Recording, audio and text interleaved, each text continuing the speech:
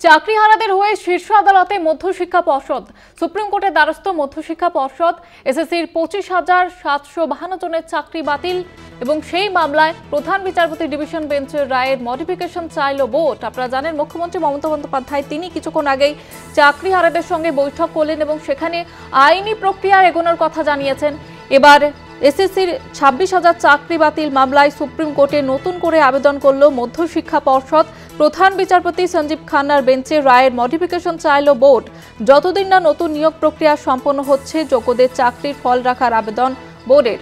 মুখ্যমন্ত্রী মমতা বন্দ্যোপাধ্যায় তিনি যেমনটাই কিছুক্ষণ আগে চাকরিহারাদের আশ্বাস দিয়েছেন তাদের পাশে থাকার এবং আইনি প্রক্রিয়ার এগোনোর কথাও তিনি জানিয়েছেন। এবার এসএসসি 26,000 চাকরি বাতিল মামলায় সুপ্রিম কোর্টে নতুন করে আবেদন করল মধ্যশিক্ষা পর্ষদ। প্রধান বিচারপতি সঞ্জীব খান্নার বেঞ্চের রায়ের মডিফিকেশনও চাইল বোর্ড।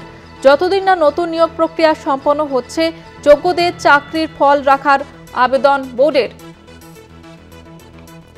এসএসসির 26,000 চাকরি বাতিল মামলায় সুপ্রিম কোর্টে নতুন করে আবেদন করল মধ্যশিক্ষা পর্ষদ। প্রধান বিচারপতি সঞ্জীব খান্নার বেঞ্চের রায়ের মডিফিকেশনও চাইল বোর্ড। আমাদের সঙ্গে টেলিফোন লাইনে রয়েছে প্রতিনিধি পীযূষ কান্তি নাগ। পীযূষ কান্তি, কি জানা যাচ্ছে? দেখো, মধ্যশিক্ষা বোর্ডের পক্ষ থেকে সুপ্রিম কোর্টের পুনর্বিবেচনার আবেদন জানানো হলো এসএসসি মামলায়। এসএসসি মামলায় 25,753 জনের চাকরি বাতিলের নির্দেশ দিয়েছিলেন সুপ্রিম কোর্টের বিচারপতি সঞ্জীব খান্নার ও বিচারপতি সঞ্জয় কুমারের বেঞ্চ।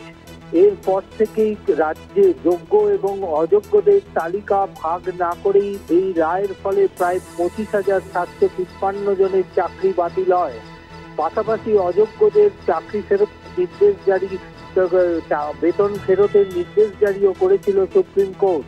তারই প্রেক্ষিতে পুনর্বিবেচনার আবেদন জানিয়ে মধ্যশিক্ষা বোর্ডের পক্ষ থেকে সুপ্রিম কোর্টে ফের আবেদন জানানো হলো এবং পাশাপাশি যোগ্যদের চাকরি যাতে বহাল থাকে সে বিষয়েও যাতে সুপ্রিম কোর্ট তার নিজের রায়ের উপরে আপাতত স্থগিতাদেশ জারি করে সে বিষয়েও কিন্তু সেই আবেদনে উল্লেখ করা হয়েছে।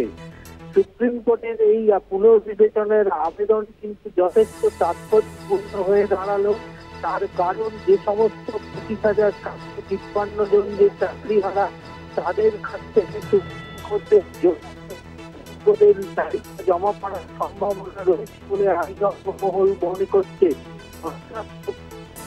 যদি এই মুহূর্তে এই পুনর্বিবেচনার আবেদনের পাশাপাশি যোগ্য এবং অযোগ্যদের তালিকা জমা পড়ে তাহলে হয়তো এই 25,753 থেকে অযোগ্যদের বাদ দিয়ে বাকি যোগ্যদের চাকরি বহাল থাকার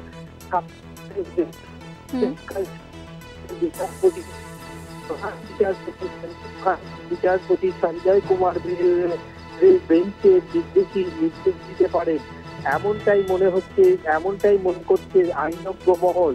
অর্থাৎ এই যে মধ্যশিক্ষা বোর্ডের যে এই পুনর্বিবেচনার আবেদন এতে কিন্তু এক আইনজ্ঞ মহল যেটা মনে করছে এই আবেদনের ফলে যারা চাকরি হারিয়েছেন অর্থাৎ যোগ্যরা যারা চাকরি হারিয়েছেন তাদের কিন্তু পুনরায় বহালের একটা সম্ভাবনা থেকে যাচ্ছে বলে মনে করছে আইনজ্ঞ মহল। ধন্যবাদ জানাবো পীযূষ কান্তি। আমাদের সঙ্গে ছিলেন প্রতিনিধি পীযূষ কান্তি নাগ। যেমনটা আপনাদের জানাচ্ছিলাম মুখ্যমন্ত্রী মমতা বন্দ্যোপাধ্যায় তিনি কিছুক্ষণ আগে যেমনটা আশ্বাস দিয়েছিলেন যে পুনর্বিবেচনার আবেদন জানানো হবে, সেই রকমই এসএসসির 26,000 চাকরি বাতিল মামলায় এবার সুপ্রিম কোর্টে নতুন করে আবেদন করল মধ্যশিক্ষা পর্ষদ। প্রধান বিচারপতি সঞ্জীব খান্নার বেঞ্চের রায়ের মডিফিকেশন চাইল বোর্ড। যতদিন না নতুন নিয়োগ প্রক্রিয়া সম্পন্ন হচ্ছে যোগ্যদের চাকরির ফল রাখার আবেদন বোর্ডের। চাকরিহারাদের হয়ে শীর্ষ আদালতে মধ্যশিক্ষা পর্ষদ। আপনাদের জানিয়ে রাখবো মুখ্যমন্ত্রী মমতা বন্দ্যোপাধ্যায় যেমনটা আশ্বাস দিয়েছিলেন সেই রকমই এবার মধ্যশিক্ষা পর্ষদের তরফ থেকে সুপ্রিম কোর্টে আবারও আবেদন জানানো হলো।